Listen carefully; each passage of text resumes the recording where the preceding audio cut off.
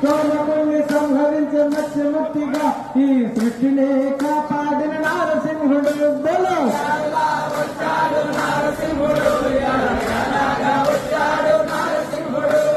దేవుని కొత్త వచ్చే హిరణ్యాక్షుడు ఆ హిరణ్యాక్షుని వధింపగ భూనితాను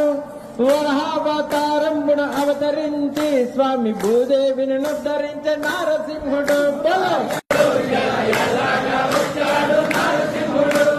భక్తజన పోషకుడు నారసింహుడు తన భక్తుని మాటలు నిజము చేయగా